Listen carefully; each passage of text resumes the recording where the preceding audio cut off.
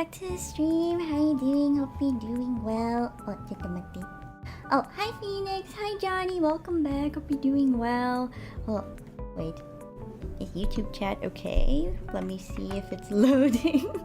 But I hope you guys are doing well. It is reading time again. It's been a while since I last read something on stream, and I thought I've been planning on doing a Little Prince one at some point, and this is that point now.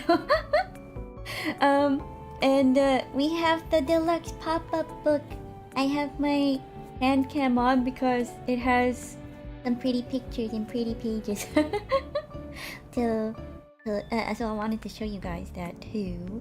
Hi guys, welcome back to the stream. How you doing? Hope you're doing well. You keep pretending you're new. Goodness, but yes. Hello, hand cam. It is little. Oh, what? Oh my gosh, George! Thank you so much for the gifted membership. Thank you.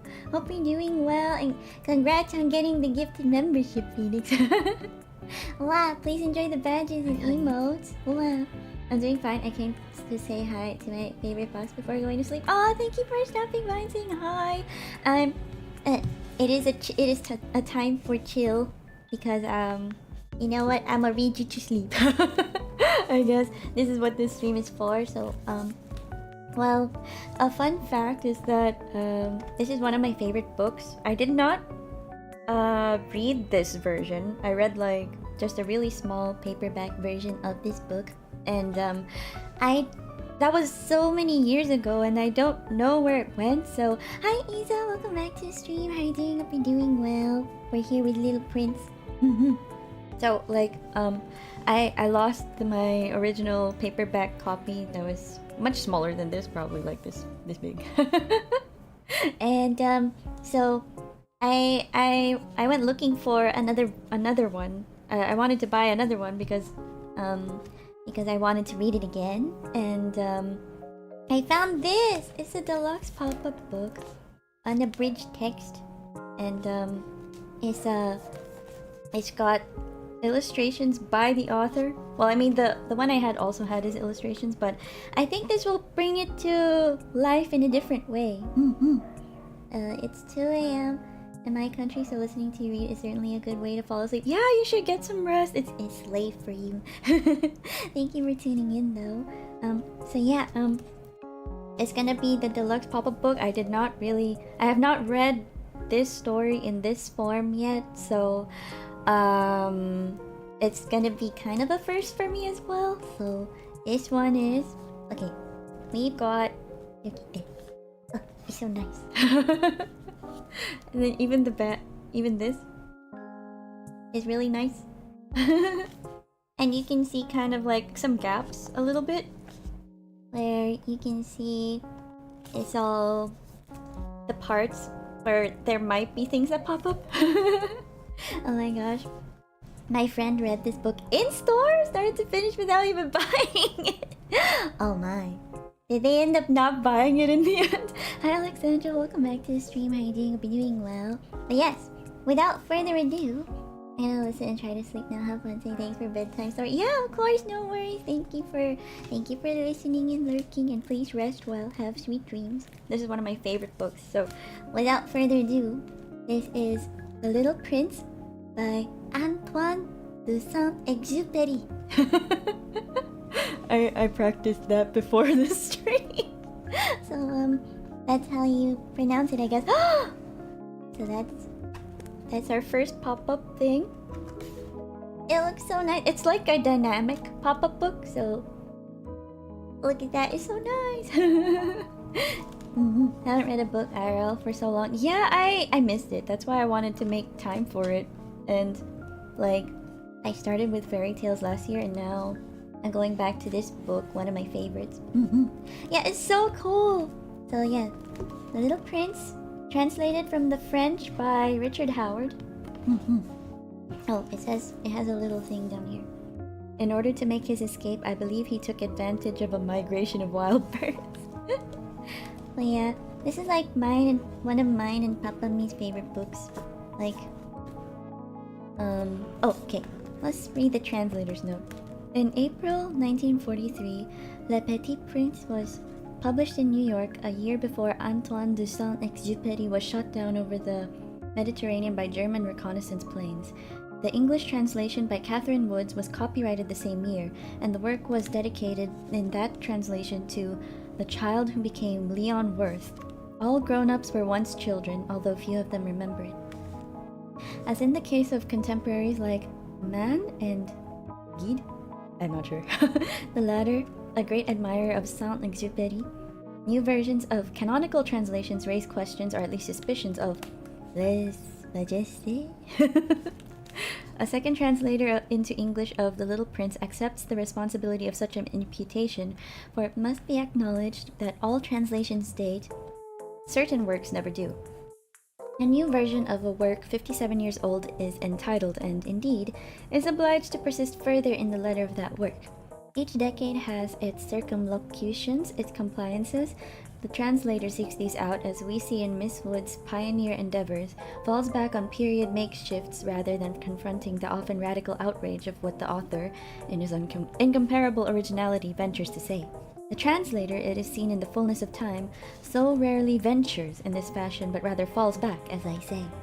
It is peculiar privilege of the next translator in his own day and age to sally forth, to be inordinate instead of placating or merely plausible.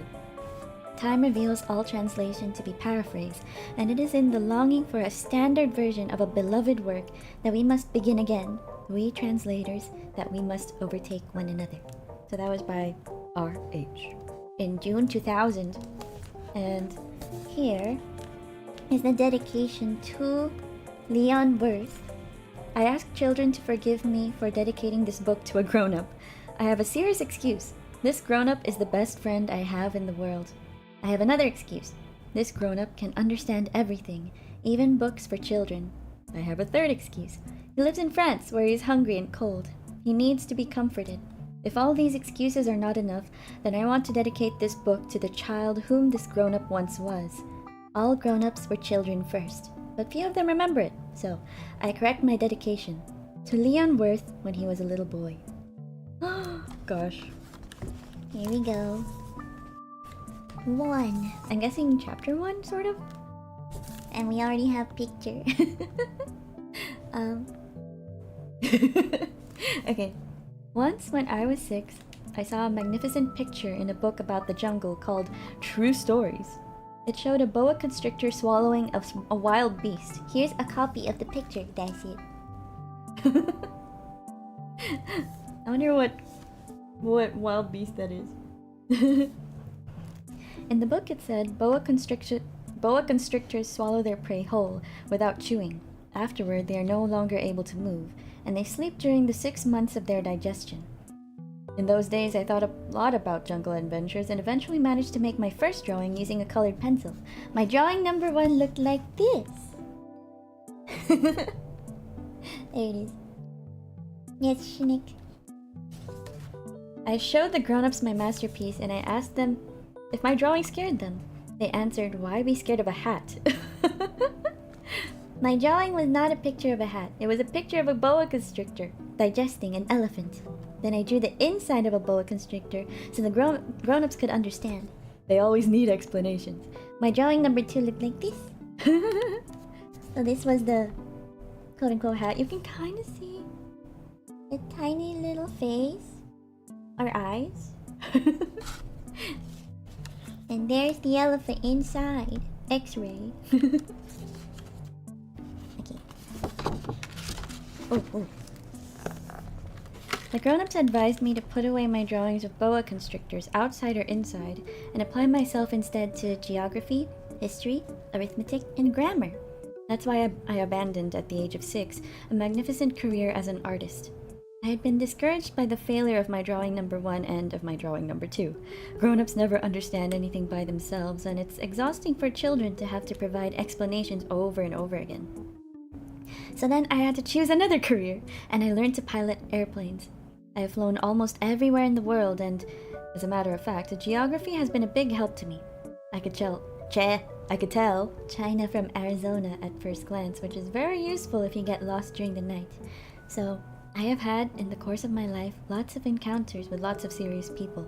I've spent lots of time with grown-ups. I've seen them at close range, which hasn't improved much from my opinion of them. Whenever I encountered a grown-up who seemed to me at all enlightened, I would experiment on him with my drawing number 1, which I have always kept. I wanted to see if he really understood anything, but he would always answer, "That's a hat." Then I wouldn't talk about boa constrictors or jungles or stars. I would put myself on his level and talk about bridge and golf and politics and neckties. And my grown-up was glad to know such a reasonable person. He could not understand the python man. So, part 2. I lived all alone, without anyone I could really talk to, until I had to make a crash landing in the Sahara Desert 6 years ago. Something in my plane's engine had broken, and since I had neither a mechanic nor passengers in the plane with me, I was preparing to undertake the difficult repair job by myself. For me, it was a matter of life or death. I only had enough drinking water for 8 days. The first night, then, I went to sleep on the sand 1,000 miles from any inhabited country. I was more isolated than a man shipwrecked on a raft in the middle of the ocean. So you can imagine my surprise when I was awakened at daybreak by a funny little voice saying, "Please, draw me a sheep." What? Draw me a sheep. I leaped up as if I had been struck by lightning. I rubbed my eyes hard. I stared, and I saw an extraordinary little fellow staring back at me very seriously. Here is the best portrait I managed to make of him later on. So this is him. This extraordinary fellow.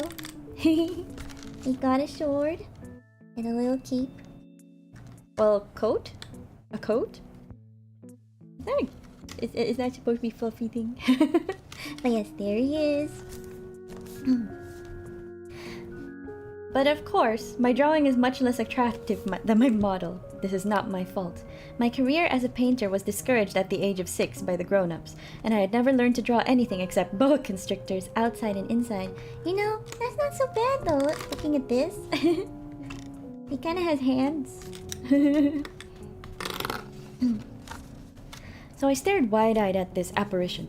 Don't forget that I was 1,000 miles from any inhabited territory, yet this little fellow seemed to be neither lost nor dying of exhaustion, hunger, or thirst, nor did he seem scared to death.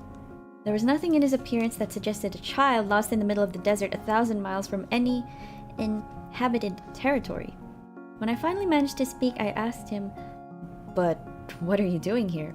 And then he repeated very slowly and very seriously, "Please, draw me a sheep."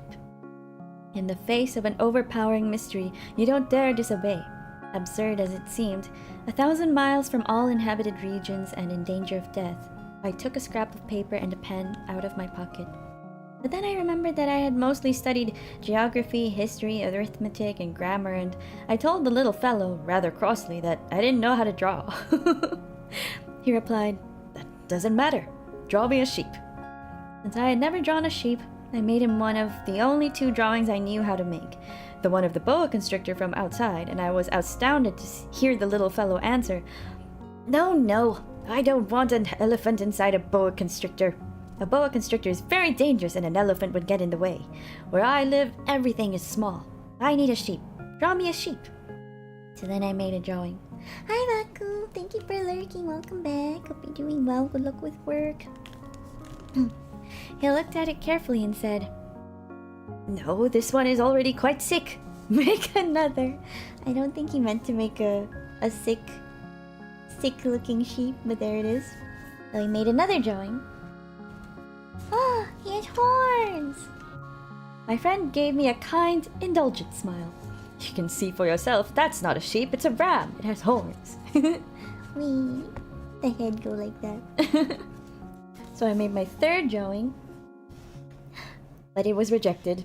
Like the others, "This one's too old. I want a sheep that will live a long time." So then, impatiently, since I was in a hurry to start work on my engine, I scribbled this drawing. It's a box. And added, "This is just the crate. The sheep you want is inside."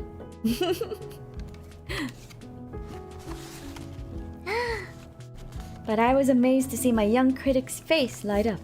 "That's just the kind I wanted. You think this sheep will need a lot of grass? Why? because where I live, everything is very small. There's sure to be enough. I've given you a very small sheep."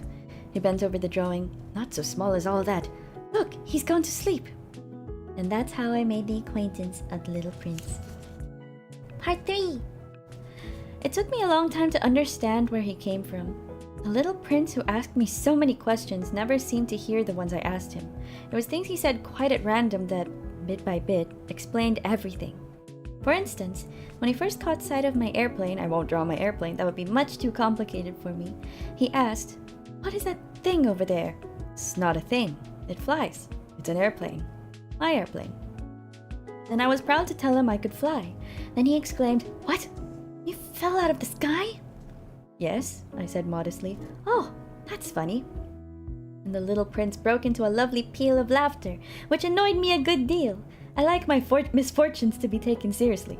Then he added, "So you fell out of the sky too? What planet are you from?" That's when I had the first clue to the mystery of his presence, and I questioned him sharply, "Do you come from another planet?" But he made no answer. He shook his little head, still staring at my airplane. "Of course, but that couldn't have brought you very far." And he fell into a reverie that lasted a long while. Then, taking my sheep out of his pocket, he plunged into contemplation of his treasure. Wow! Hey. It's so dynamic. I like playing. Me too. So that's the prince. I guess that's where he came from. You can imagine how intrigued I was by this hint about other planets. I tried to learn more. "Where do you come from, little fellow? Where is this 'where I live' of yours? Where will you be taking my sheep?" After a thoughtful silence, he answered, "The good thing about the crate you've given me is that he can use it for a house after dark." "Of course. And if you're good, I'll give you a rope to tie him up during the day, and a stake to tie him to." The proposition seemed to shock the little prince. "Tie him up? What a funny idea!" "But if you don't tie him up, he will wander off somewhere and get lost." My friend burst out laughing again. Where could he go? Anywhere, straight ahead. Then the little prince remarked quite seriously, "Even if he did, everything's so small where I live." And he added, perhaps a little sadly, "Straight ahead, you can't go very far." Part 4. That was how I had learned a second very important thing, which was that the planet he came from was hardly bigger than a house. That couldn't surprise me much. I knew very well that except for the huge planets like Earth, Jupiter, Mars, and Venus, which have been given names, there are hundreds of others that are sometimes so small that it's very difficult to see them through a telescope. When an astronomer discovers one of them, he gives it a number instead of a name. For instance, he would call it asteroid 325.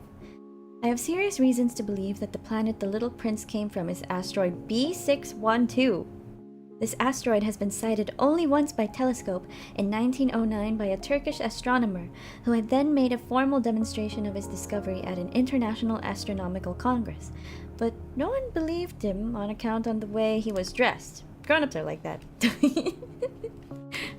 Just grown-ups. Ooh! Telescope!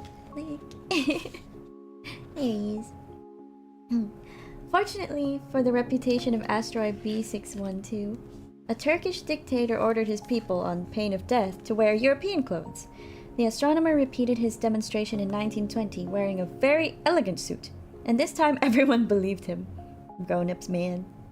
If I told you these details about asteroid B612 and if I have given you its number, it's on account of the grown-ups. Grown-ups like numbers. When you tell them about a new friend, they never ask questions about what really matters. They never ask, what does his voice sound like? What games does he like best? Does he collect butterflies? They ask, how old is he? How many brothers does he have? How much does he weigh? How much money does his father make? Only then do they think they know him. If you tell grown-ups, I saw a beautiful red brick house with geraniums at the windows and doves on the roof, they wouldn't be able to imagine such a house. You have to tell them, I saw a house worth 100,000 francs. Then they exclaim, what a pretty house! So if you tell them, the proof of the little prince's existence is that he was delightful, that he laughed, and that he wanted a sheep. When someone wants a sheep, that proves he exists. They shrug their shoulders and treat you like a child.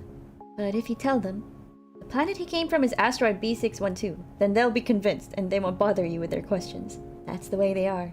You must not hold it against them. Children should be very understanding of grown-ups. But of course, those of us who understand life couldn't care less about numbers. I should have liked to begin this story like a fairy tale. I should have liked to say, Oh. I guess this is the suit that the guy wore to be taken seriously. Okay. Okay, once upon a time, there was a little prince who lived on a planet hardly bigger than he was, and who needed a friend. For those who understand life, that would sound much truer. The fact is, I don't want my book to be taken lightly. Telling these memories is so painful for me. It's already been 6 years since my friend went away, taking his sheep with him. If I try to describe him here, it's so I won't forget him. It's sad to forget a friend.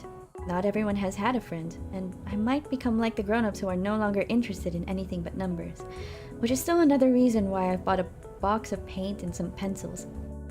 It's hard to go back to drawing at my age when you've never made any attempt since the one of a boa from inside and one of a boa from outside at the age of 6. I'll certainly try to make my portraits as true to life as possible, but I'm not entirely sure of succeeding. One drawing works and the next no longer bears any resemblance, and I'm a little off on his height too. In this one, the little prince is too tall, and here he's too short, and I'm uncertain about the color of his suit, so I grope in one direction and another as best as I can. In the end, I'm sure to get certain, more important details all wrong. But here you'll have to forgive me. My friend never explained anything. Perhaps he thought I was like himself, but I, unfortunately, cannot see a sheep through the sides of a crate. Maybe a little like the grown-ups. I must have grown old. Hi Dr. 86, welcome back to the stream. Oh, no worries, thank you for stopping by. Thank you for the bits. Please take care. Part 5. Every day I'd learn something about the little prince's planet. About his departure, about his journey. It would come quite gradually in the course of his remarks. This was how I learned, on the 3rd day, about the drama of the baobabs. This time, too, I had the sheep to thank, for suddenly the little prince asked me a question, as if overcome by a grave doubt. Isn't it true that sheep eat bushes? Yes, that's right. I'm glad. I didn't understand why it was so important that sheep should eat bushes, but the little prince added, and therefore they eat baobabs too. Hi Coco, welcome back to the stream. How are you doing? Hope you're doing well. We're reading the Little Prince Deluxe pop-up edition. I pointed out to the little prince that baobabs are not bushes, but trees as tall as churches, and that even if he took a whole herd of elephants back to his planet, that herd couldn't finish off a single baobab. The idea of the herd of elephants made the little prince laugh. We'd have to pile them on top of one another. But he observed perceptively. Before they grow big, baobabs start out by being little. True enough, but why do you want your sheep to eat little baobabs? He answered, oh, come on, you know, as if we were talking about something quite obvious, and I was forced to make a great mental effort to understand this problem all by myself. Hi Marcus, welcome back to the stream. How are you doing? Hope you're doing well. Yes, it's very cute and also quite profound. I feel like it's one of those books that appeals to all ages. Like you can appreciate it as you're young and also as you're growing older. These are the stacked elephants. And this is the prince. Is he trying to plant? And in fact, on the little prince's planet, there were, as on all planets, good plants and bad plants. The good plants come from good seeds, and the bad plants from bad seeds. But the seeds are invisible. They sleep in the secrecy of the ground until one of them decides to wake up. Then it stretches and begins to sprout quite timidly at first, a charming, harmless little twig reaching toward the sun. If it's a radish seed or a rosebush seed, you can let it sprout all it likes. But if it's the seed of a bad plant, you must pull the plant up right away as soon as you can recognize it. As it happens, there were terrible... Oh! The baobabs. Baobab planet? Ooh. Seeds on the little prince's planet. Baobab seeds. The planet's soil was infested with them. Now if you attend to a baobab too late, you can never get rid of it again. It overgrows the whole planet. Its roots pierce right through, and if the planet's too small, if there are too many baobabs, they make it burst into pieces. Oh, that sounds bad. Well, It's a question of discipline, the little prince told me later on. When you've finished washing and dressing each morning, you must tend to your planet. You must be sure you pull up the baobabs regularly as soon as you can tell them apart from the rose bushes, which they closely resemble when they're very young. It's very tedious work, but very easy. Baobabs are in Madagascar, right? Yeah, it's a cute pop-up book. It's very nice. And one day he advised me to do my best to make a beautiful drawing for the edification of the children where I live. If they travel someday, he told me, it could be useful to them. Sometimes there's no harm in postponing your work until later. But with baobabs, it's always a catastrophe. I knew one planet that was inhabited by a lazy man. He had neglected 3 bushes. So following the little prince's instructions, I have drawn that planet. I don't much like the assuming tone of the moralist, but the danger of baobabs is so little recognized, and the risks run by anyone who might get lost on an asteroid are so considerable that, for once, I am making an exception to my habitual reserve. I say, children, watch out for baobabs. It's to warn my friends of a danger which they, like myself, have long been unaware that I worked so hard on this drawing. The lesson I'm teaching is worth the trouble. You may be asking, why are there no other drawings in this book as big as the drawing of the baobabs? There's a simple answer. I tried, but I couldn't manage it. When I drew the baobabs, I was inspired by a sense of urgency. I actually have not seen a pop-up book in years. Me too! And they did a really good job with this one for Little Prince. It's very nice. Like, I read it before, but reading it like this is like a new sense of wonder. Part 6. Oh, Little Prince. Gradually, this was how I came to understand your sad little life. Damn. For a long time, your only entertainment was the pleasure of sunsets. I learned this new detail on the morning of the 4th day, when you told me, I really like sunsets. Let's go look at one now. But we have to wait. What for? For the sun to set. At first, you seemed quite surprised, and then you laughed at yourself, and you said to me, I think I'm still at home. Indeed. When it's noon in the United States, the sun, as everyone knows, is setting over France. If you could fly to France in 1 minute, you could watch the sunset. Unfortunately, France is much too far, but on your tiny planet, all you had to do was move your chair a few feet and you would watch the twilight whenever you wanted to. That's so nice. And convenient. Hi George, welcome back to the stream. How are you doing? I've been doing well. I read it many years ago. I don't remember the story. Yeah, I wanted to reread it because it's been a long while. I just remember I enjoyed it a lot and it's a book I really like. But yeah, welcome back. Hope you're doing well. One day, I saw the sun set 44 times, and a little later you added, you know, when you're feeling very sad, sunsets are wonderful. On the day of the 44 times, were you feeling very sad? But the prince didn't answer. Part 7. On the 5th day, thanks again to the sheep, another secret of the little prince's life was revealed to me. Abruptly, with no preamble, he asked me as if it were the fruit of a problem long pondered in silence. If a sheep eats bushes, does it eat flowers too? A sheep eats whatever it finds. Even flowers that have thorns? Yes, even flowers that have thorns. And what good are thorns? I didn't know. At that moment, I was very busy trying to unscrew a bolt that was jammed in my engine. I was quite worried, for my plane crash was beginning to seem extremely serious, and the lack of drinking water made me fear the worst. Oh, hi Name! Welcome back to the stream. How are you doing? Hope you're doing well. The pop-ups look cool. Yeah, and there's more! Oh, I'm excited to see them as we go along. But I hope you're doing well.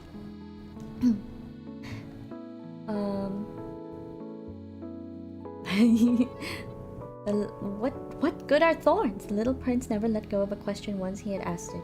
I was annoyed by my jammed bolt, and I answered without thinking. Thorns are no good for anything. They're just the flower's way of being mean. Oh! But after a silence, he lashed out at me with a sort of bitterness. I don't believe you. Flowers are weak. They're naive.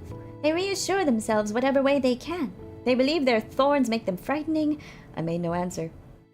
At that moment, I was thinking, if this bolt stays jammed, I'll knock it off with the hammer.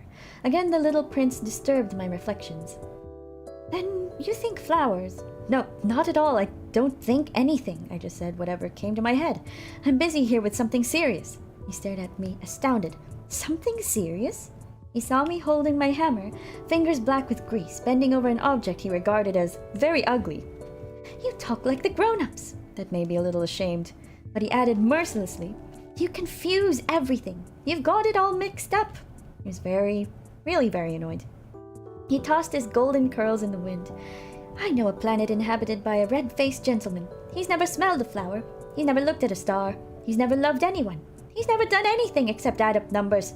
And all day long he says over and over, just like you, I'm a serious man, and that puffs him up with pride, but he's not a man at all. He's a mushroom.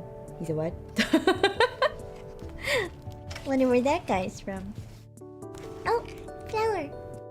A mushroom! The little prince was now quite pale with rage.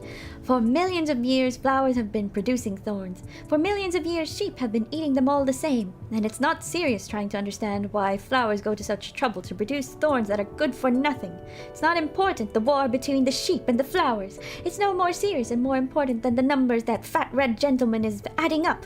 Suppose I happen to know a unique flower, one that exists nowhere in the world except on my planet. One that a little sheep can wipe out in a single bite one morning just like that, without even realizing what he's doing. That isn't important. His face now turned red, and he went on. Hi Spencer, welcome back to the stream. Good morning, hope you're doing well. Hey, hello. If someone loves a flower of which just one example exists among all the millions and millions of stars, that's enough to make him happy when he looks at the stars. He tells himself, my flower's up there somewhere. But if the sheep eat the flower, then for him it's as if suddenly all the stars went out. It isn't that important. He couldn't say another word. All of a sudden he burst out sobbing. Night had fallen. I dropped my tools. What did I care about my hammer, about my bolt, about thirst and death? There was, on one star, on one planet, on mine, the Earth, a little prince to be consoled. I took him in my arms. I rocked him. I told him, the flower you love is not in danger. I'll draw you a muzzle for your sheep. I'll draw you a fence for your flower. I didn't know what to say. How clumsy I felt. I didn't know how to reach him, where to find him. It's so mysterious, the land of tears. Going to sleep now? Bedtime story? Yeah, please enjoy the bedtime story. And please rest well. I love Little Prince very much. Okay, part 8. I soon learned to know that flower better. On the Little Prince's planet, there had always been very simple flowers, decorated with a single row of petals so that they took up no room at all and got in no one's way. They would appear one morning in the grass and would fade by nightfall. But this one had grown from a seed brought from who knows where, and the little prince had kept a close watch over a sprout that was not like any of the others. It might have been a new kind of baobab, but the sprout soon stopped growing and began to show signs of blossoming. The little prince, who had watched the development of an enormous bud, realized that some sort of miraculous apparition would emerge from it. But the flower continued her beauty preparations in the shelter of her green chamber, selecting her colors with the greatest care and dressing quite deliberately, adjusting her petals one by one. She had no desire to emerge all rumpled like the poppies. She wished to appear only in the full radiance of her beauty. Oh yes, she was quite vain. And her mysterious adornment had lasted days and days, and then one morning, precisely at sunrise, she showed herself. Is this pop-up book expensive? It depends. I don't know how to... Well, okay. It says back here, it's about $38 US or 47 Canadian, which I think is pretty good considering it's hardbound and all of the detailed pop-up stuff in it. But I'm not sure how much it would be if it was sold locally where you guys are. Yeah, I think it's worth it because I really loved the I lost my original copy of Little Prince and I was looking for another one and instead I found this, so yeah. I'm blocked from commenting for some reason. Oh no! Well, YouTube is being so weird. I mean, I already took it off of subs only, but I guess it's still having problems. Hopefully they're fixed. But yeah. So she bloomed, and after having labored so painstakingly, she yawned and said, "Ah, I'm hardly awake. Forgive me, I'm still all untidy." But the little prince could not contain his admiration. "How lovely you are!" "Aren't I?" the flower answered sweetly. "And I was born the same time as the sun." You too, good. Lots of ads.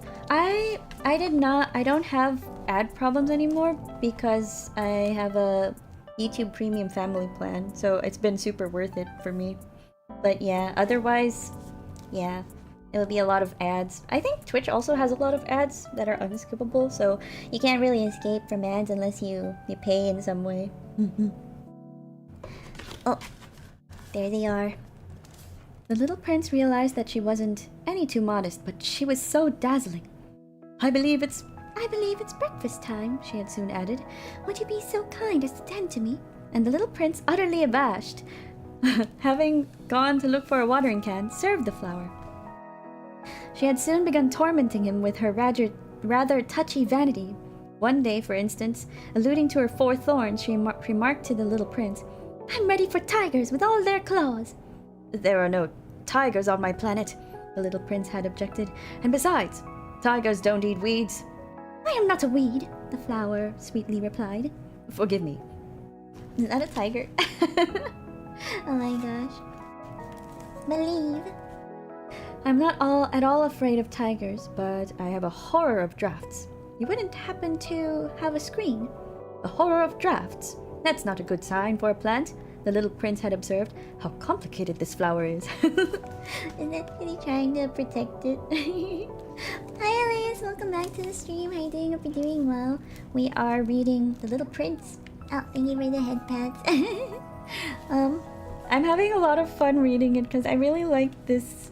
I really like Little Prince a lot, and I'm happy to experience it in another more like fresh way with this pop-up book.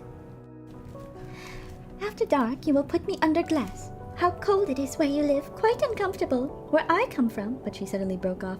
She had come here as a seed. She wouldn't have known anything of other worlds. Humiliated after having let herself be caught on the verge of so naive a lie, she coughed 2 or 3 more times in order to put the little prince in the wrong. That's green. I was going to look for one, but you were speaking to me. Then she made herself cough again in order to inflict a twinge of remorse on him all the same. Bruh. The flower man. Oh! Look at it! Oh my gosh, so that's him. He found a glass thing to put over the flower. So the little prince, despite all the goodwill of his love, had soon come to mistrust her. For obvious reasons. He had taken seriously certain inconsequential remarks and had grown very unhappy. I shouldn't have listened to her, he confided to me one day. You must never listen to flowers. You must look at them and smell them. Mine perfumed my planet, but I didn't know how to enjoy that. The business about the tiger claws, instead of annoying me, ought to have moved me. And he confided further, in those days I didn't understand anything. I should have judged her according to her actions, not her words. She perfumed my planet and lit up my life. I should have never have run away. I ought to have realized the tenderness underlying her silly pretensions. Flowers are so contradictory, but I was too young to know how to love her. It's like with books like these, you start to wonder if what the flower could be, you know? 1 of 3 comment attempts to get through. Hope this one's going. Oh, I see. I'm looking forward to reading more to my daughter. Yeah, I recommend this book. I hope you have a nice time reading to her. Ooh. Part 9. In order to make his escape, I believe he took an advantage of a migration of wild birds. On the morning of his departure, he put his planet in order. He carefully raked out his active volcanoes. You can do that. The little prince possessed 2 active volcanoes, which were very convenient for warming his breakfast. He also possessed 1 extinct volcano, but as he said, you never know, so he raked out the extinct volcano too. If they are properly raked out, volcanoes burn gently and regularly without eruptions. Volcanic eruptions are like fires in a chimney. Of course, on our Earth, we are much too small to rake out our volcanoes. That is why they cause us so much trouble. Ha! The little prince also uprooted a little sadly the last baobab shoots. He believed he would never be coming back. And when he watered the flower one last time and put her under her glass, he felt like crying. Goodbye, he said to the flower. But she did not answer him. Goodbye, he repeated. The flower coughed, but not because she had a cold. I've been silly, she told him at last. I ask your forgiveness. Try to be happy. He was surprised that there were no reproaches. He stood there, quite bewildered, holding the glass bell in midair. He failed to understand this calm sweetness. Of course I love you, the flower told him. It was my fault you never knew. It doesn't matter. But you are just as silly as I was. Try to be happy. Put that glass thing down. I don't want it anymore. But the wind. My cold isn't that bad. The night air will do me good. I'm a flower. But the animals. I need to put up with 2 or 3 caterpillars if I want to get to know the butterflies. Apparently they're very beautiful. Otherwise, who will visit me? You'll be far away. As for the big animals, I'm not afraid of them. I have my own claws. You mean your thorns? Oh, hold on. Just a note, because this is the active volcano where he cooks his breakfast. It's so cute. Oh. And she naively showed her 4 thorns. Then she added, Don't hang around like this, it's irritating. You made up your mind to leave, now go. For she didn't want him to see her crying. She was such a proud flower. Is this like a tsundere flower? Volcanoes are so dangerous on islands. Right now there's one in Hawaii going off. Yeah, there are a lot of volcanoes here in the Philippines as well. Hi, hello, welcome back to the stream. How are you doing? Hope you're doing well. We're reading The Little Prince today. And we're in part 10. He happened to be in the vicinity of asteroids 325, 326, 327, 328, 329, and 330. So he began by visiting them, to keep himself busy and to learn something. The first one was inhabited by a king. Wearing purple and ermine, he was sitting on a simple yet majestic throne. Ah, here's a subject, the king exclaimed when he caught sight of the little prince, and the little prince wondered, how can he know who I am if he'd never seen me before? He didn't realize that for kings, the world is extremely simplified. All men are subjects. Approach the throne so I can get a better look at you, said the king, very proud of being a king for someone at last. Yes, proud flower and a proud king now, too. The little prince looked around for a place to sit down, but the planet was covered by the magnificent ermine cloak, so he remained standing, and since he was tired, he yawned. It is a violation of etiquette to yawn in a king's presence, the monarch told him. I forbid you to do so. I can't help it, answered the little prince, quite embarrassed. I've made a long journey, and I haven't had any sleep. Then I command you to yawn, the king said. I haven't seen anyone yawn for years. For me, yawns are a curiosity. Come on, yawn again. It's an order. That intimidates me. I can't do it now, said the little prince, blushing deeply. Well, well, the king replied, then I command you to yawn sometimes, and sometimes too. Oh my goodness. He was sputtering a little and seemed annoyed. Oh, there's the king! There he is! Look at him. That is a long... whatever he's wearing. For the king insisted that his authority be universally respected. He would tolerate no disobedience for being an absolute monarch. But since he was a kindly man, all his commands were reasonable. If I were to command, he would often say, if I were to command a general to turn into a seagull, and if the general did not obey, that would not be the general's fault, it would be mine. May I sit down? The little prince timidly inquired. I command you to sit down, the king replied majestically, gathering up a fold of his ermine robe. But the little prince was wondering. The planet was tiny. Over what could the king really reign? Sire, he ventured, excuse me for asking. I command you to ask, the king hastened to say. Sire, over what do you reign? Over everything, the king answered with great simplicity. Over everything? With a discreet gesture, the king pointed to his planet, and to the other planets, and to the stars. Over all that? Over all that, the king answered, for not only was he an absolute monarch, but a universal monarch as well. And do the stars obey you? Of course, the king replied. They obey immediately. I tolerate no insubordination. Such power amazed the little prince. If he had wielded it himself, he could have watched not 44, but 72, or even 100, even 200 sunsets on the same day without ever having to move his chair. And since he was feeling rather sad on account of remembering his own little planet, which he had forsaken, he ventured to ask a favor of the king.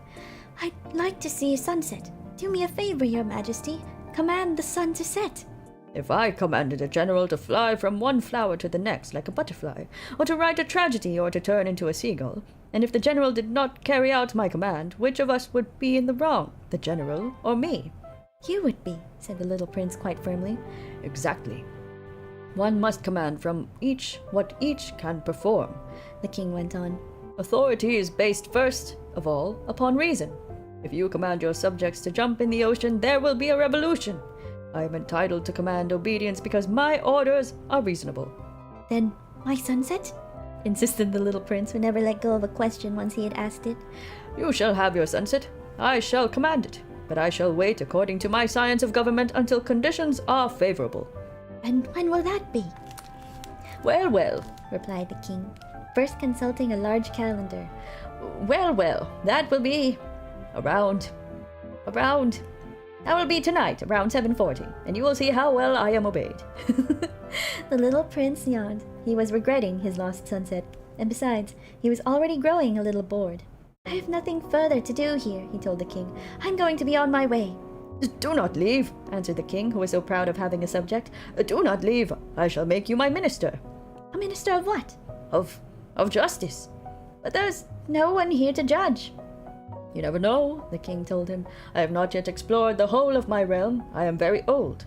I have no room for a carriage, and it wearies me to walk. Oh, but I've already seen for myself, said the little prince, leaning forward to glance one more time at the other side of the planet. There's no one over there either. And you shall pass judgment on yourself, the king answered. That is the hardest thing of all. It is much harder to judge yourself than to judge others. If you succeed in judging yourself, it's because you are a truly wise man. But I can judge myself anywhere, said the little prince. I don't need to live here.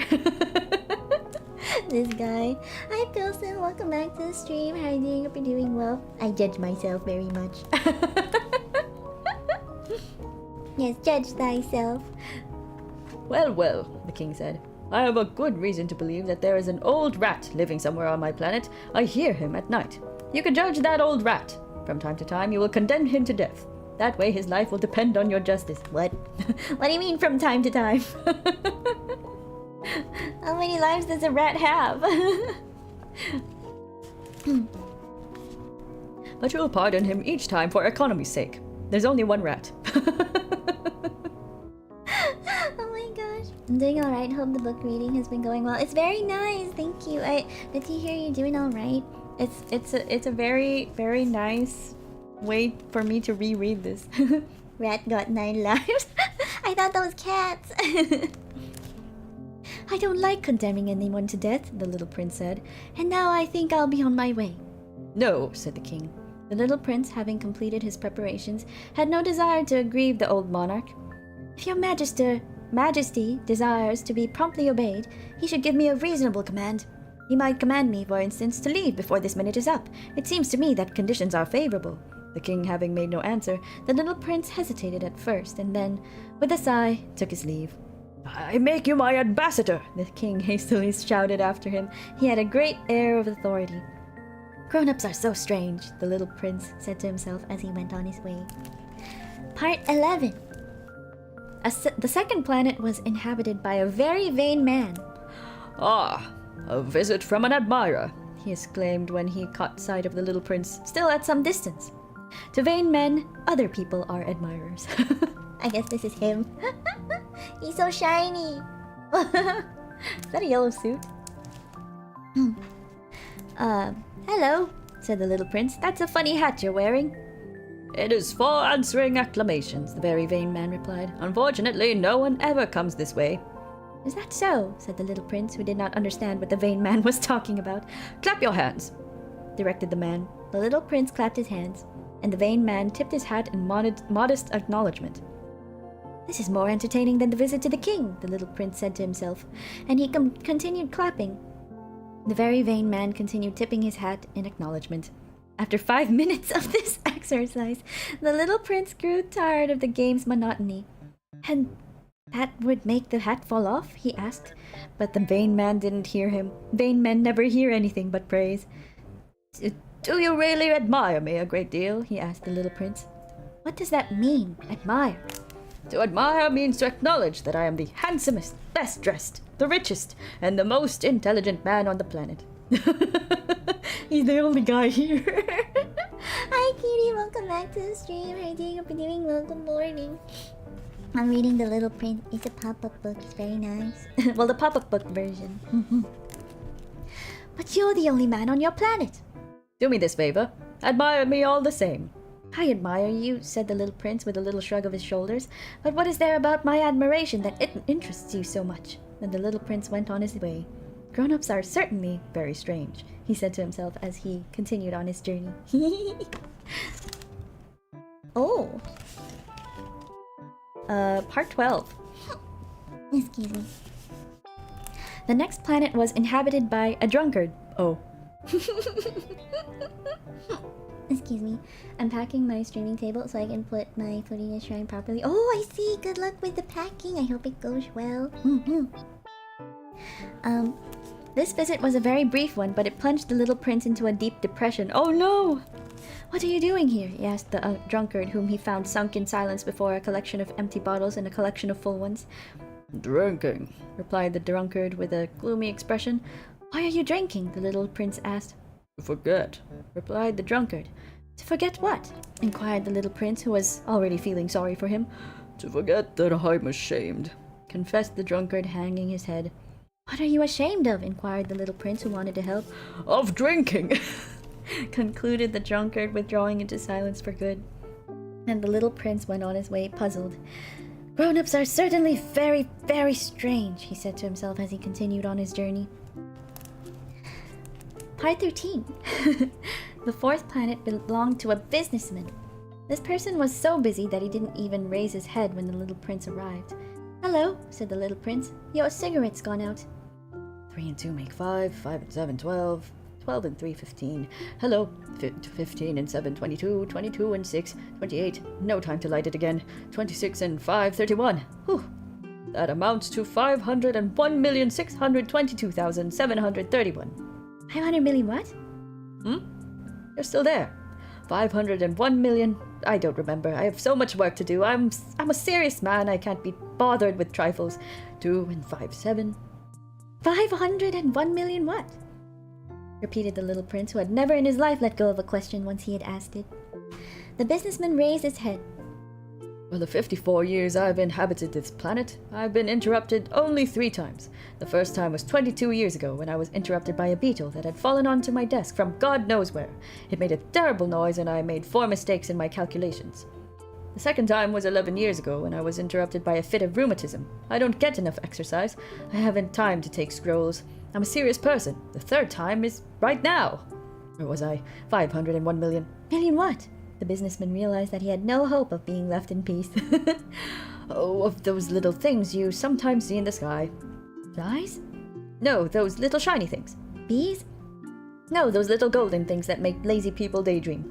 Now, I am a serious person. I have no time for daydreaming. Ah, you mean stars? Yes, that's it, stars. And what do you do with 500 million stars? 501,622,731. I'm a serious person and I'm accurate. And what do you do with those stars? What do I do with them? Yes. Nothing. I own them. You own the stars? Yes. Oh my goodness. He just spends all his time counting them? Hold on. This is him counting, I guess. Also, you can turn this. and some of the stars light up, I think. Oh. I think you can see the shimmer a little bit. But I've already seen a king who... Kings don't own, they reign over. It's quite different. And what good does owning the stars do you? It does give me the good of being rich. And what good does it do you to be rich? It lets me buy other stars if somebody discovers them.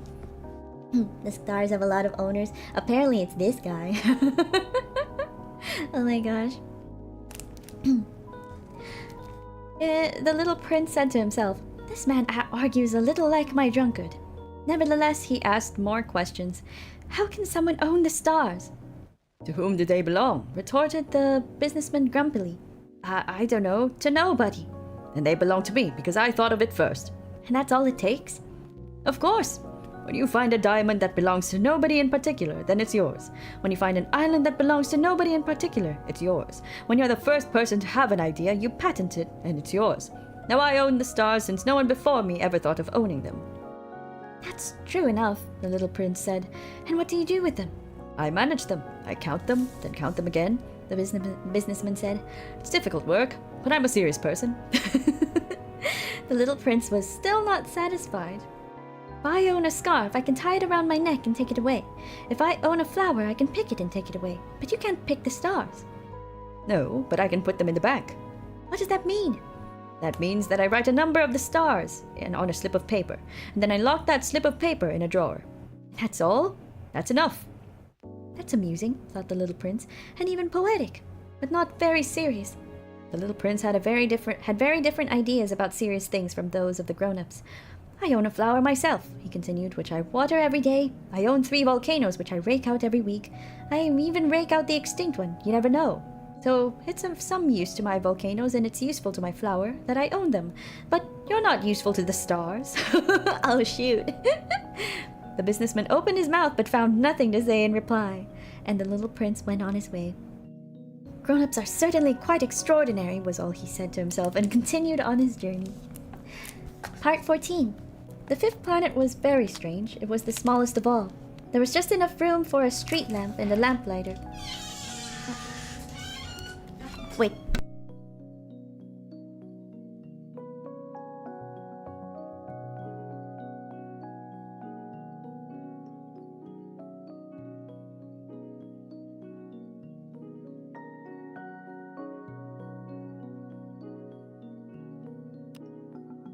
Sorry, that was my mama me. But yes. Okay. Okay, where was I? How do you own a star? Apparently, this guy thinks if he's the first person to think about owning a star, then he owns it. But I don't think it works quite like that. But imagine if you could, huh? Isn't there a thing where if you're the one who's the first to discover some sort of astrological astronomy the thing, like an asteroid or something like that, or a star maybe, you can have it named or something? Or I'm not sure if you can actually have something named, even if you weren't the first one to find it. I think I heard something like that before. The 5th planet was very strange. It was the smallest of all. There was just enough room for a street lamp and a lamplighter.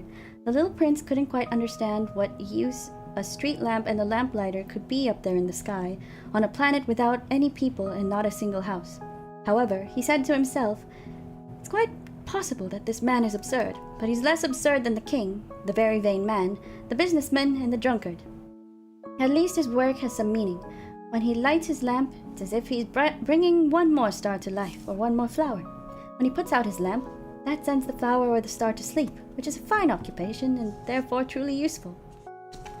You can name it, but owning it sounds... Oh yeah, I guess naming it is different than owning it. I wonder, maybe you can't actually own a star. I don't think anyone can, now that I think about it. I guess I was confusing it with naming versus owning. Because when you name something after yourself, it almost feels like it's yours, but it's actually not. Wow. Mind-blowing. When the little prince reached this planet, he greeted the lamplighter respectfully. Good morning. Why have you just put out your lamp? Orders, the lamplighter answered. Good morning. What orders are those? To put out my street lamp. Good evening. And he lit his lamp again. But why have you just lit your lamp again? Orders? I don't understand, said the little prince. Oh, there's the lamp man. Keeps lighting it. There he is.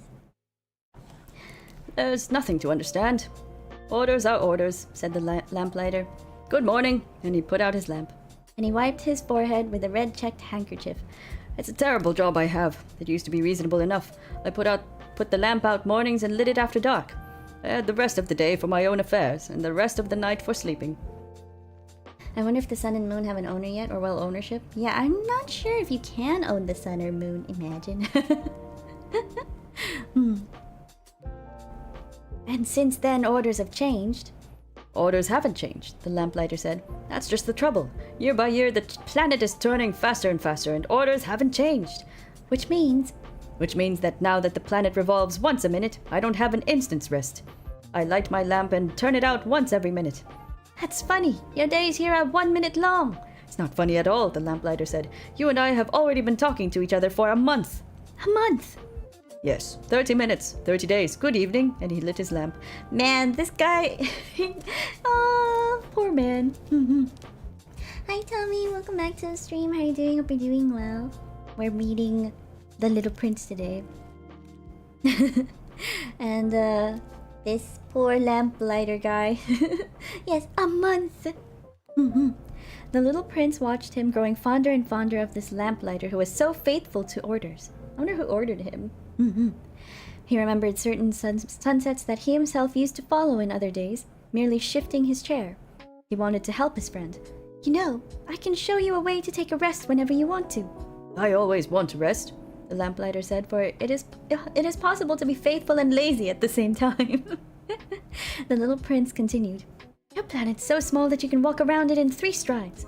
All you have to do is walk more slowly, and you'll always be in the sun. When you want to take a rest, just walk, and the day will last as long as you want it to. What good does that do to me, the lamplighter said, when the one thing in life I want to do is sleep? Then you're out of luck, said the little prince.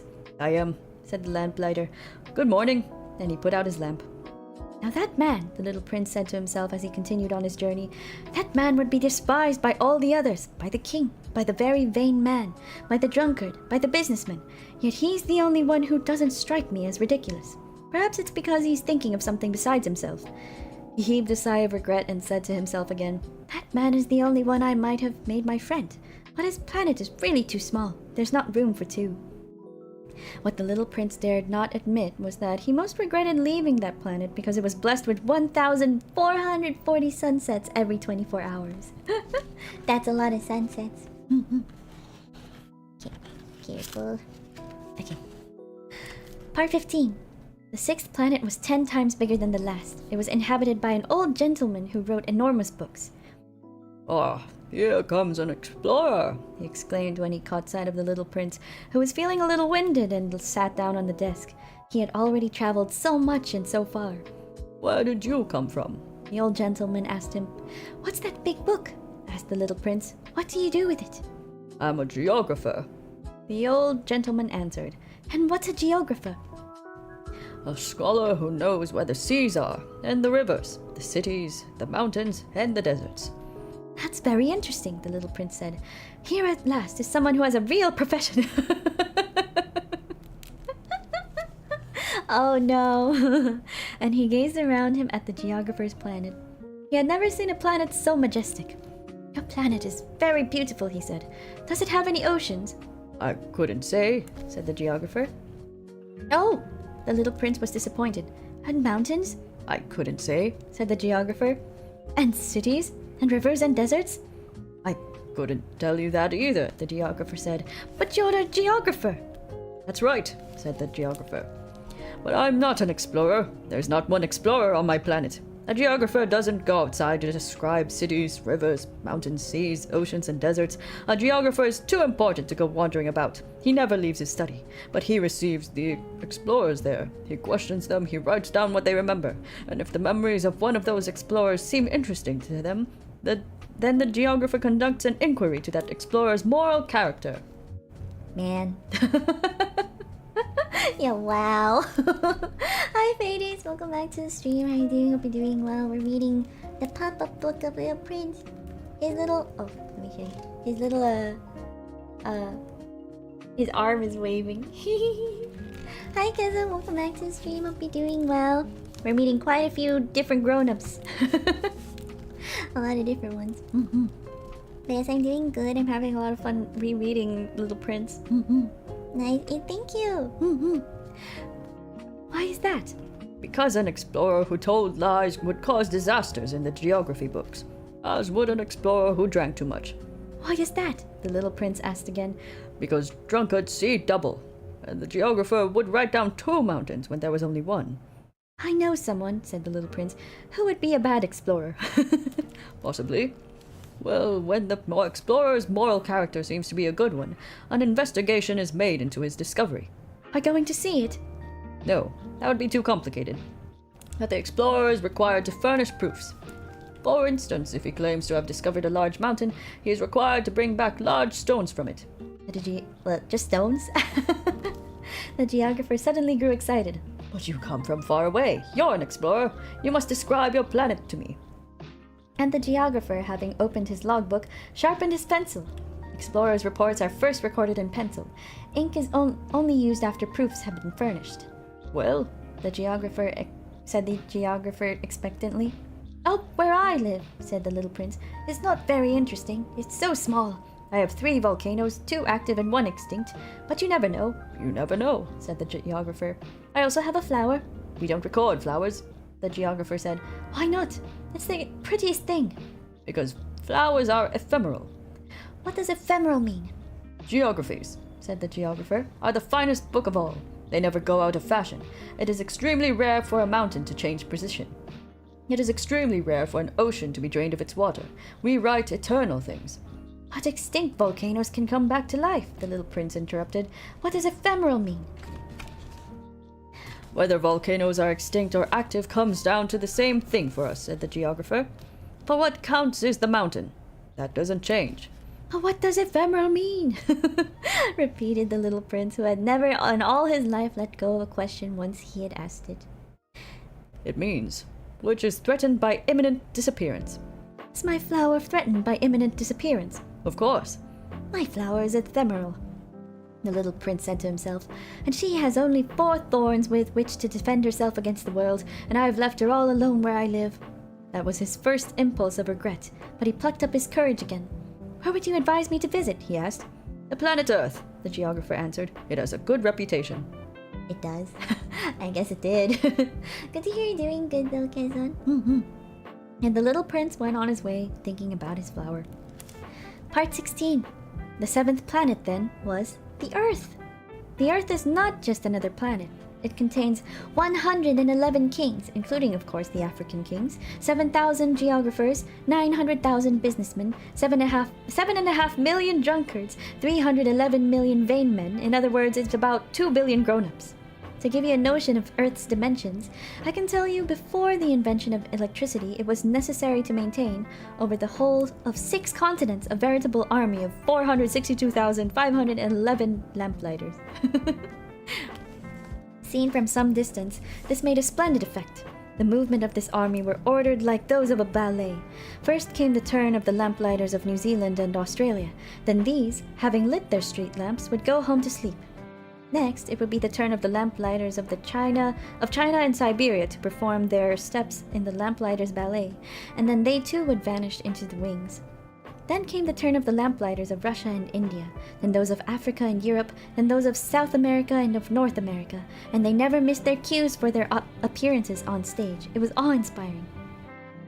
Only the lamplighter of the single street lamp at the North Pole and his colleague of the single street lamp at the South Pole led carefree, idle lives. They worked twice a year. Oh, hi Phoenix. Welcome back to the stream. Welcome back. You got a gifted member from from George earlier. Don't forget to say thank you. Oh, hi Carrie. Welcome back to the stream. Hope you're doing well. Good morning. I'm reading The Little Prince Deluxe pop-up book. But yes, please enjoy the badge and emotes. Part 17. Trying to be witty leads to lying, more or less. What I just told you about the lamplighters isn't completely true, and I risk giving a false idea of our planet to those who don't know it. Excuse me. Men occupy very little space on Earth. If the 2 billion inhabitants of the globe were to stand close together as they might for some big public event, they would easily fit into a city block that was 20 miles long and 20 miles wide. You could crowd all of humanity onto the smallest Pacific islet. I'm not sure if that's true anymore this day and age. Grown-ups, of course, won't believe you. They're convinced they take up much more room.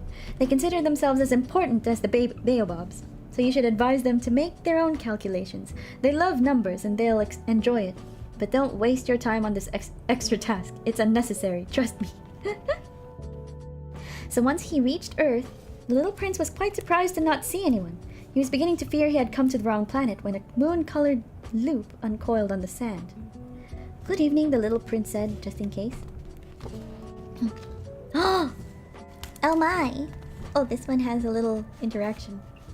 You can see the pattern move. Good evening, said the snake.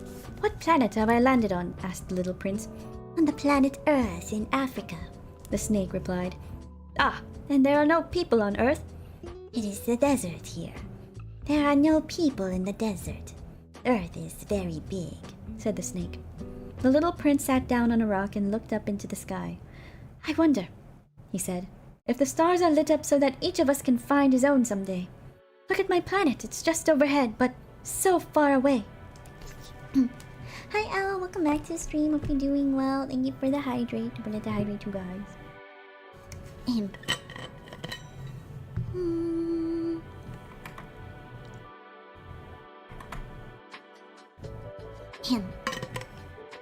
Alright. It's lovely. The snake said. What have you come to Earth for? I am having difficulties with a flower, the little prince said. Ah, said the snake, and they were both silent. Where are the people? The little prince finally resumed the conversation. It's a little lonely in the desert. It's so lonely with people, said the snake. The little prince looked at the snake for a long time. You're a funny creature, he said at last, no thicker than a finger. But I am more powerful than a king's finger, the snake said. The little prince smiled. You're not very powerful. You don't even have feet. You couldn't travel very far.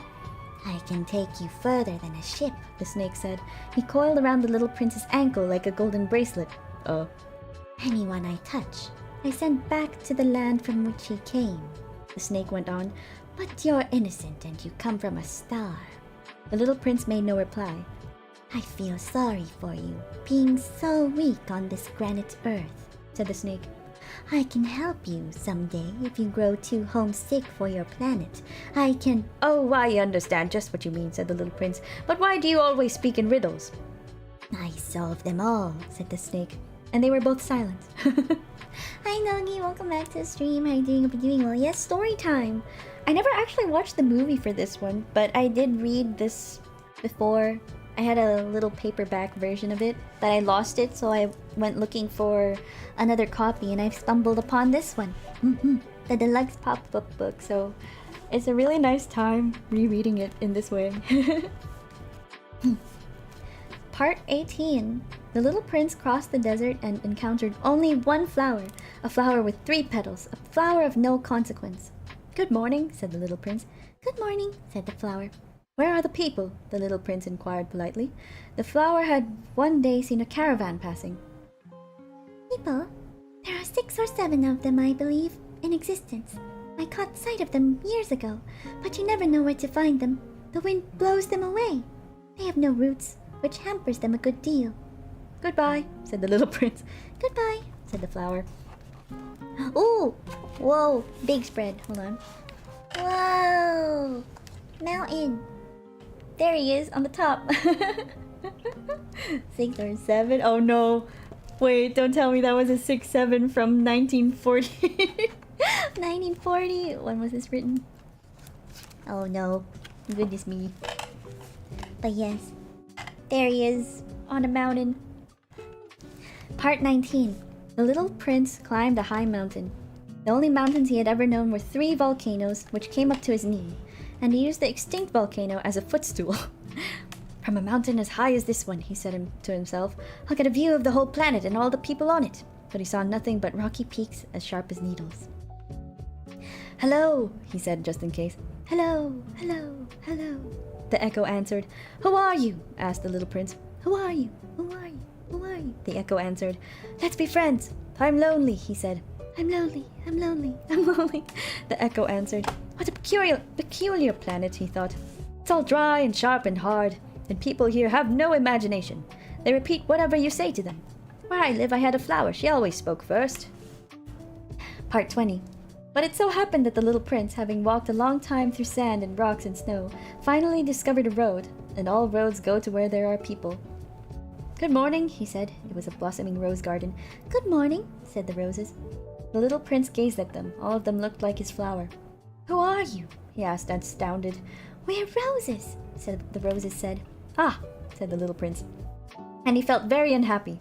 His flower had told him she was the only one of her kind in the whole universe, and here there were 5,000 of them, all just alike in just one garden.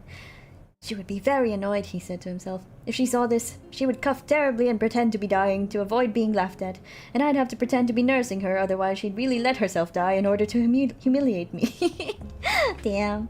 He knows her so well. And then he said to himself, I thought I was rich because I had just one flower, and all I own is an ordinary rose. That and my 3 volcanoes which come up to my knee, one of which may be permanently extinct. It doesn't make me much of a prince. He lay down in the grass and wept. Poor guy. He learned so much of the worlds. Hold on, let me just make sure it folds properly. There we go. Okay, part 21. It was then that the fox appeared. Good morning, said the fox. Good morning, the little prince answered politely, though when he turned around he saw nothing. Oh, there it is. When he turned around... Oh, is this... It turns around like that. That's so cute. I'm here, the voice said, under the apple tree. Who are you? The little prince asked. You're very pretty. I'm a fox, the fox said. Come and play with me, the little prince proposed. I'm feeling so sad. I can't play with you, the fox said. I'm not tamed. Ah, excuse me, said the little prince, but upon reflection he added, what does tamed mean? You're not from around here, the fox said. What are you looking for? I'm looking for people, said the little prince. What does tamed mean? People, said the fox, have guns and they hunt. It's quite troublesome. And they also raise chickens. That's the only interesting thing about them. Are you looking for chickens? No, the little prince said. I'm looking for friends. What does tamed mean? Something that's been too often neglected. It means to create ties. To create ties? That's right, the fox said. For me, you're only a little boy just like 100,000 other little boys, and I have no need of you. And you have no need of me either. For you, I am only a fox, like 100,000 other foxes. But if you tame me, we'll need each other. You'll be the only boy in the world for me. I'll be the only fox in the world for you. I'm beginning to understand, the little prince said. There's a flower. I think she's tamed me.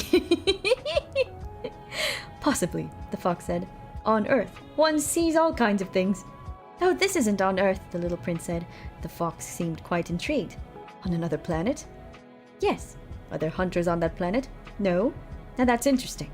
And chickens? No. Nothing's perfect, sighed the fox, but he returned to his idea. I am tamed by a flower new isekai. It does sound like a title. My life is monotonous. I hunt chickens. People hunt me. All chickens are just alike and all men are just alike. So I'm rather bored. But if you tame me, my life will be filled with sunshine. Is there a connection between this fox and you, the star fox? Not quite, no. This one's not from the stars, he's just from Earth. I'll know the sound of footsteps that will be different from all the rest. Other footsteps send me back underground. Yours will call me out of my burrow like music. And then look! You see the wheat fields over there? I don't eat bread. For me, wheat is of no use whatever. Wheat fields say nothing to me, which is sad. But you have the hair the color of gold, so it will be wonderful. Once you've tamed me, the wheat, which is golden, will remind me of you, and I'll love the sound of the wind in the wheat. The fox fell silent and stared at the little prince for a long while. Please, tame me, he said. I'd like to, the little prince replied, but I haven't much time. I have friends to find and so many things to learn. The only things you learn are the things you tame, said the fox. People haven't time to learn anything. They buy things ready-made in stores. But since there are no stores where you can buy friends, people no longer have friends. If you want a friend, tame me. What do I have to do? Asked the little prince. You have to be very patient, the fox answered. First, you'll sit down a little ways away from me over there in the grass. I'll watch you out the corner of my eye, and you won't say anything. Language is the source of misunderstandings, but day by day, you'll be able to sit a little closer. These close? Whoa! The next day, the little prince returned. It would have been better to return at the same time, the fox said. For instance, If you come at 4 in the afternoon, I'll begin to be happy by 3. The closer it gets to 4, the happier I'll feel. By 4, I'll be all excited and worried. I'll discover what it costs to be happy. But if you come at any old time, I'll never know when I should prepare my heart. There must be rites. What's a rite? Asked the little prince. That's another thing that's often been too neglected, said the fox. It's the fact that one day is different from the other days, 1 hour from the other hours. My hunters, for example, have a rite. They dance with the village girls on Thursday, so Thursday's a wonderful day. I can take a stroll all the way to the vineyards. If the hunters danced whenever they chose, the days would all be just alike, and I have no holiday at all. This feels like a tsundere explaining how a romance is, especially the part where just a little bit, you can sit a little bit closer. Day by day. That was how the little prince tamed the fox. And when the time to leave was near, the fox said, I shall weep. It's your own fault, the little prince said. I never wanted to do you any harm, but you insisted that I tame you. Yes, of course, the fox said. But you're going to weep, said the little prince. Yes, of course, the fox said. Then you get nothing out of it. I get something, the fox said, because of the color of the wheat. Then he added, go look at the roses again. You'll understand that yours is the only rose in all the world. Then come back to say goodbye, and I'll make you the gift of a secret. The little prince went to look at the roses again. You're not at all like my rose. You're nothing at all yet, he told them. No one has tamed you, and you haven't tamed anyone. You're the way my fox was. He was just a fox like 100,000 others, but I've made him my friend, and now he's the only fox in all the world. And the roses were humbled. You're lovely, but you're empty. He really told this to them in their face. You're lovely, but you're empty, he went on. One couldn't die for you. Of course, an ordinary passerby would think my rose looked just like you, but my rose, all on her own, is more important than all of you together, since she's the one I've watered. Since she's the one I put under glass, since she's the one I sheltered behind a screen, since she's the one for whom I killed all the caterpillars except for 2 or 3 butterflies. Since she's the one I listened to when she complained, or when she boasted, or even sometimes when she said nothing at all. Since she's my rose. And he went back to the fox. Goodbye, he said. Goodbye, said the fox. Here's my secret. It's quite simple. One sees clearly only with the heart. Anything essential is invisible to the eyes. Anything essential is invisible to the eyes, the little prince repeated in order to remember. It's the time you spent on your rose that makes your rose so important. It's the time I spent on my rose, the little prince repeated in order to remember. People have forgotten this truth, the fox said, but you mustn't forget it. You become responsible forever for what you've tamed. You're responsible for your rose. I'm responsible for my rose, the little prince repeated in order to remember. Part 22. Good morning, said the little prince. Good morning, said the railway switchman. What is it that you do here? Asked the little prince. I sort the travelers into bundles of 1,000, the switchman said.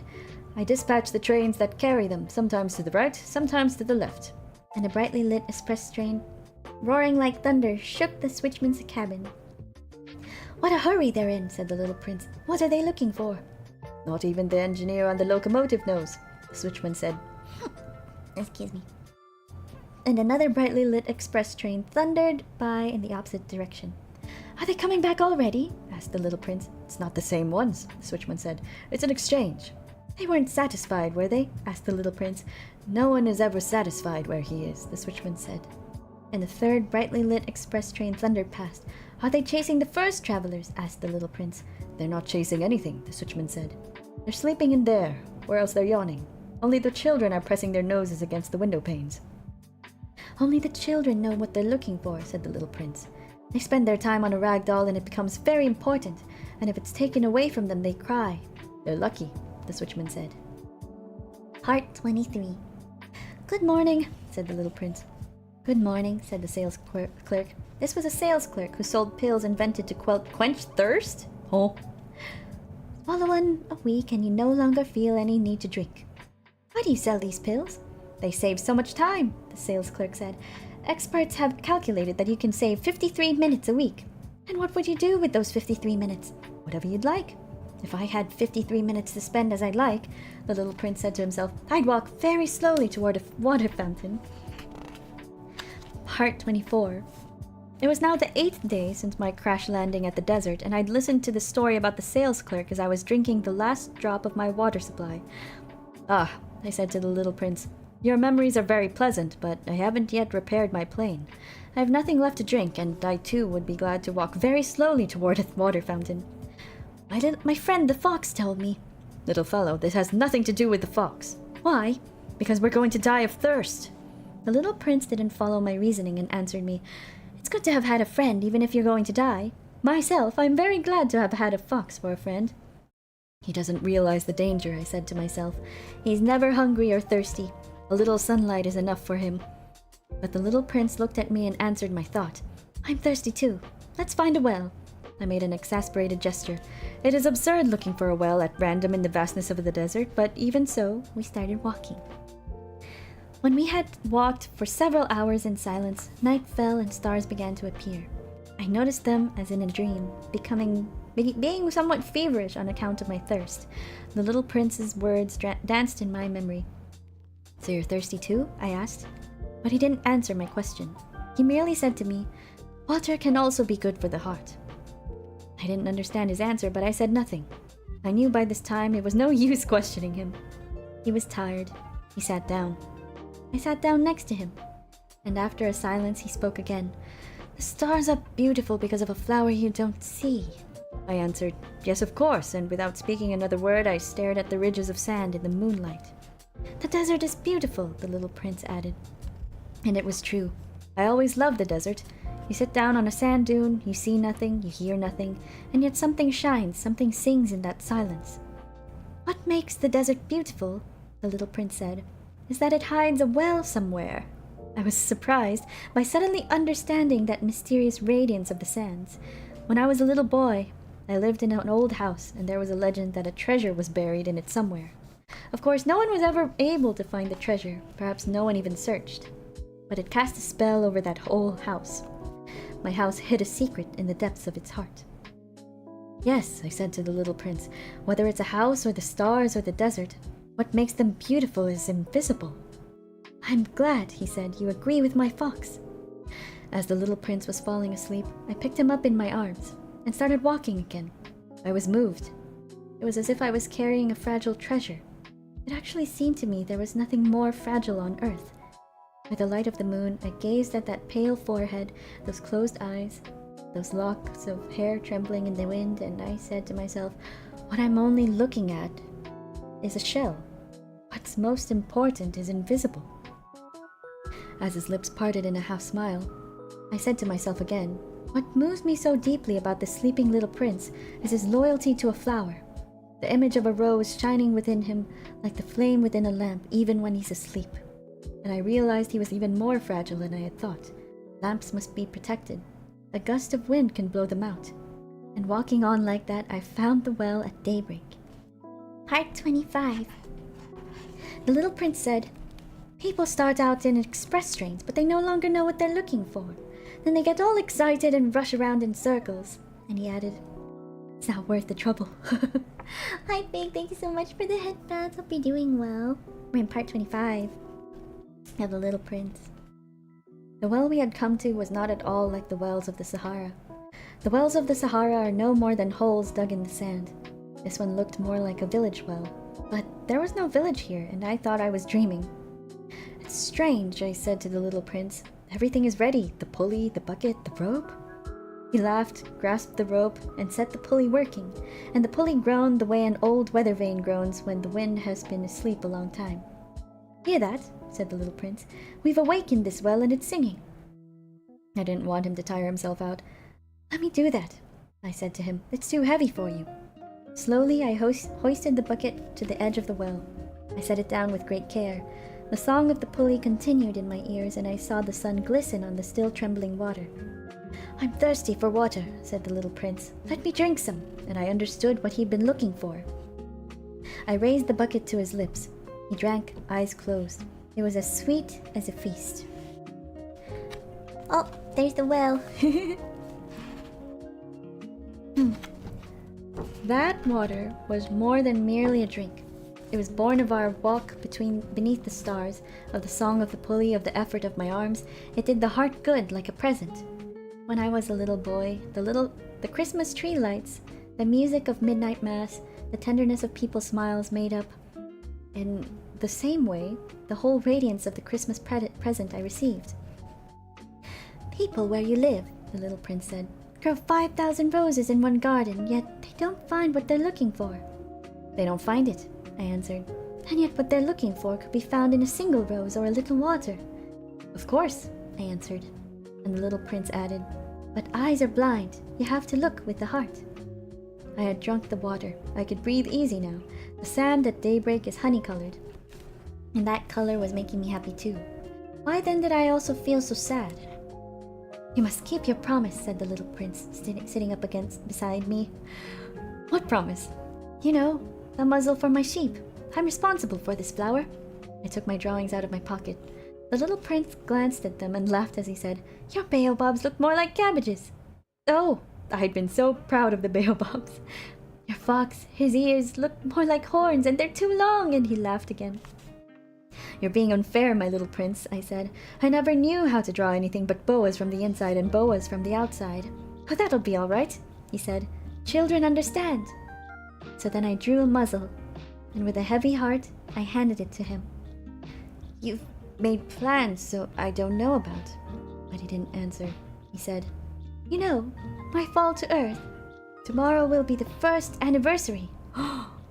It's been a year. Then after a silence, he continued, I landed very near here. He blushed. And once again, without understanding why, I felt a strange grief. However, a question occurred to me. Then it wasn't by accident that on the morning I met you 8 days ago, you were walking that way all alone, 1,000 miles from any inhabited region? Were you returning to the place where you fell to Earth? The little prince blushed again, and I added hesitantly, perhaps on account of the anniversary? The little prince blushed once more. He never answered questions, but when someone blushes, doesn't that mean yes? Ah, I said to the little prince. I'm afraid, but he answered, you must get to work now. You must get back to your engine. I'll wait here. Come back tomorrow night. But I wasn't reassured. I remembered the fox. You risk tears if you let yourself be tamed. No. Are we still going with 1 minute per day? We're working with Earth time, I think, since they're on Earth. Part 26. Besides a well. Nian time? I'm gonna postpone that. I'm sorry. I'm gonna postpone the Nian time in respect of the story. So, I promise I will do it, next stream, next week. First thing. Let me make a note of that. Ugh. But yes, or I could refund, and you can just redeem it at a better time. Is that okay? But yes. Part 26. Okay. All right. I will just refund it, and then can just do it another time. Kita mati.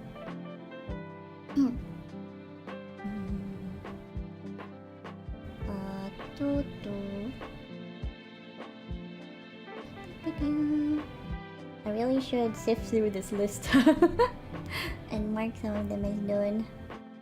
Okay.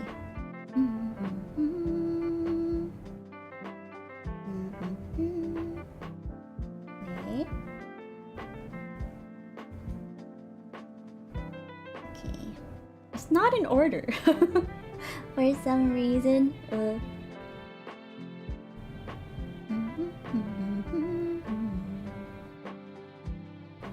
oh, there it is. Okay. I will refund it. There we go. Okay. Part 26. Beside the well, there was a ruin, an old stone wall. When I came back from my work the next evening, I caught sight of my little prince from a distance. He was sitting on top of the wall, legs dangling, and I heard him talking. Don't you remember, he was saying. This isn't exactly the place.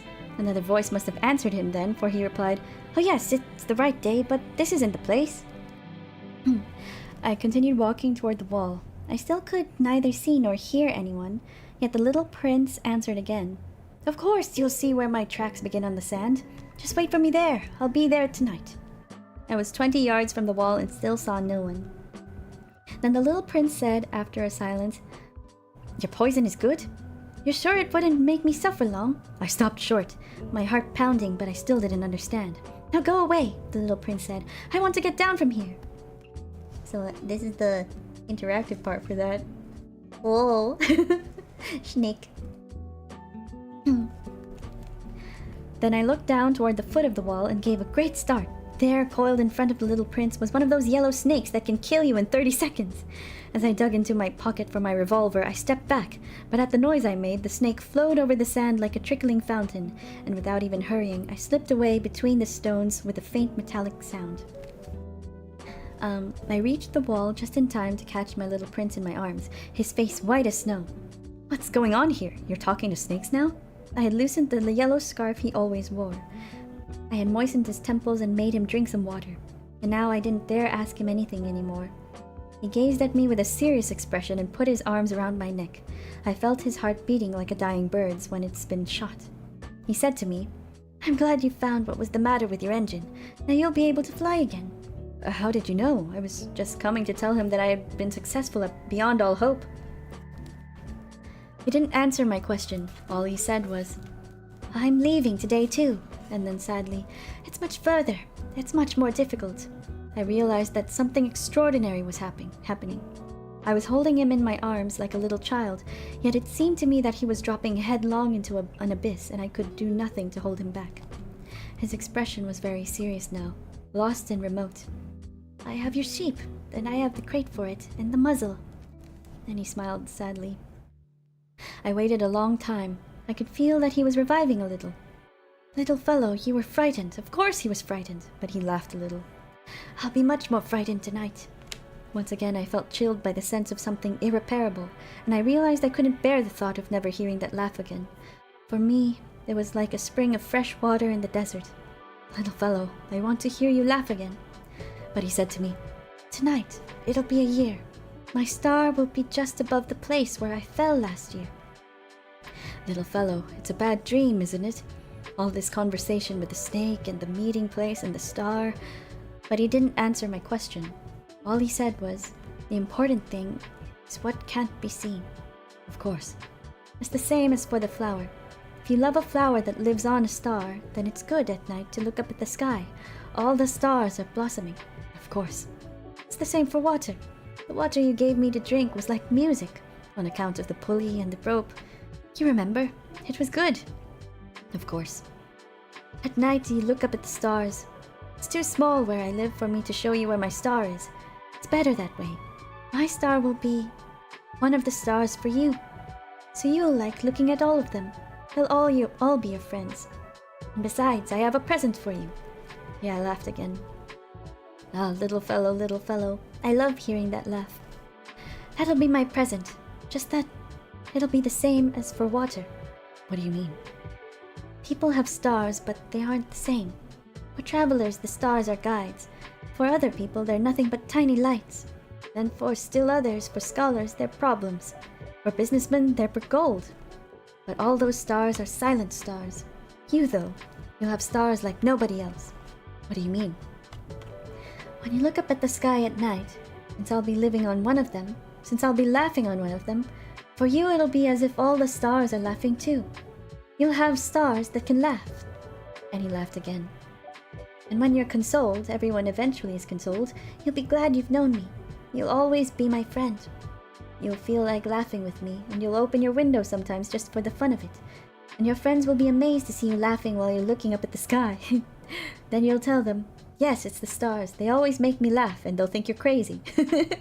It'll be a nasty trick I played on you. And he laughed again. It'll be as if I had given you, instead of stars, a lot of tiny bells that know how to laugh. And he laughed again, then he grew serious once more. Tonight, don't come. I won't leave you. It'll look as if I'm suffering. It'll look as little as if I'm dying. It'll look that way. Don't come to see that. It's not worth the trouble. I won't leave you. But he was anxious. I'm telling you this on account of the snake. He mustn't bite you. Snakes are nasty sometimes. They bite just for fun. I won't leave you. But something reassured him. It's true they don't have enough poison for a second bite. That night, I didn't see him leave. He got away without making a sound. When I managed to catch up with him, he was walking fast, with determination. All he said was, "Ah, you're here." And he took my hand. But he was still anxious. "You were wrong to come. You'll suffer. I'll look as if I'm dead, and that won't be true." I said nothing. "You understand? It's too far. I can't take this body with me. It's too heavy." I said nothing. "But it'll be like an old abandoned shell. There's nothing sad about an old shell." I said nothing. He was a little disheartened now, but he made one effort. "It'll be nice, you know. I'll be looking at the stars too. All the stars will be wells with a rusty pulley. All the stars will pour out water for me to drink." I said nothing. "And it'll be fun. You'll have 500 million little bells. I'll have 500 million springs of fresh water." And he too said nothing because he was weeping. "Oh, here's the place. Let me go on alone." And he sat down because he was frightened. Then he said, "You know, my flower, I'm responsible for her. And she's so weak and so naive. She has 4 ridiculous thorns to defend her against the world." I sat down, too, because I was unable to stand any longer.